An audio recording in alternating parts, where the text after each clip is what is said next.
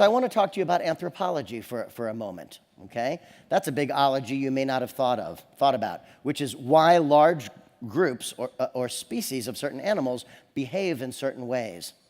And if you look at this picture right here, you see various species of animals, and it looks like they're trying to kill each other. But they're not, right? What are they doing? Yeah. One of the things anthropologists notice, social anthropologists notice, is that species, the young of every species, play. And the reason that they play, you know, sometimes we think of play, or the people outside of this room think of play as frivolous and unimportant. But in the animal kingdom, play helps us learn the behaviors that we need to avoid our predators or catch our prey in order to survive. These animals here are they're playing out the exact same physical skills they're going to need in order to eat and to survive and to keep their species going. They play at a young age, never with the intent of hurting each other, but to practice skills. Does that make sense? So there's some animals there playing around. You can see they're outside, they're having a good time, they're on the ground, they're getting dirty, they're rolling around. Here's some other animals. By the way, the fact that I'm calling them animals suggests that I believe in the theory of evolution. You may not, and that's great. There's room for all of us in this world. But the theory of evolution would tell us that human beings are members of the animal kingdom. So everything that I'm about to say is rooted in that theory. So I just want to make sure you're clear about that, because if that's not a theory you embrace, you might have more to consider around this then. So here we have some animals outside also, playing around, moving around actively, socializing with each other, testing out their muscles, climbing on rocks, protecting each other, touching and hugging each other, right? Using tools, hockey sticks. Let's fast forward to the 2000s. Here's those same animals in our current day and age.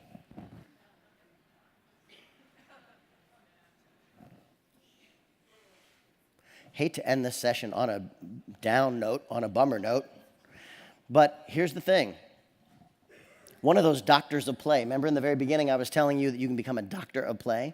One of the most famous doctors of play, Robert Hughes, said, get ready to have your mind blown here, he said that he thinks that we are at a point in evolution where that the Neanderthals were at when they saw Homo sapiens show up on the scene.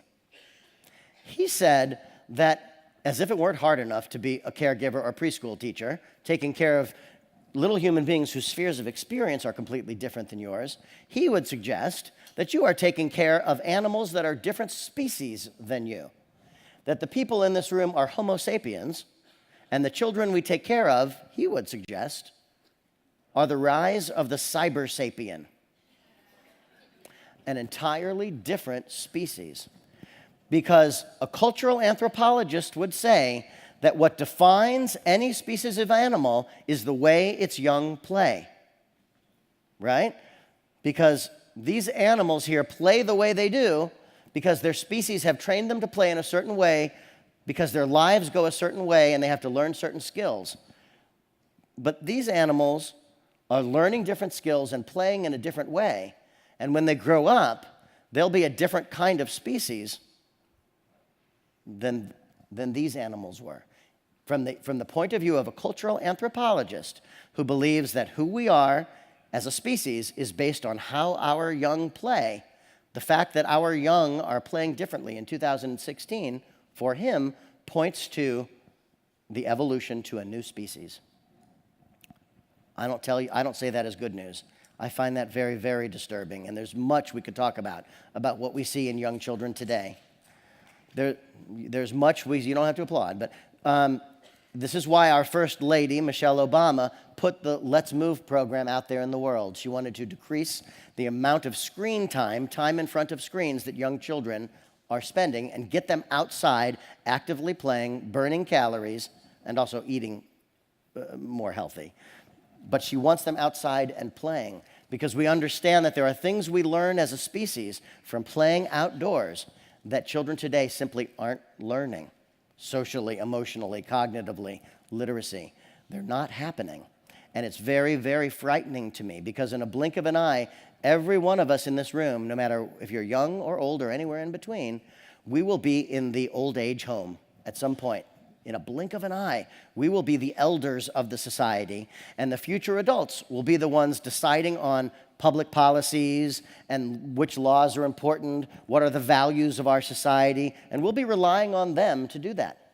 We'll be relying on them to figure out problems related to our environment when it's 102 degrees in the winter, and yet we haven't provided them a foundation to care about the natural world and the environment, because in their youngest years, they weren't out there, they were in there. But we're going to need future adults who have a deep sense of caring about the natural world in order to figure out whatever future problems they're going to have to solve that we can't even begin to imagine. So I just wanted to scare you a little bit with that. Now, on that, but given that, let me just end on, and there's a little scary picture. Here's our zombie apocalypse.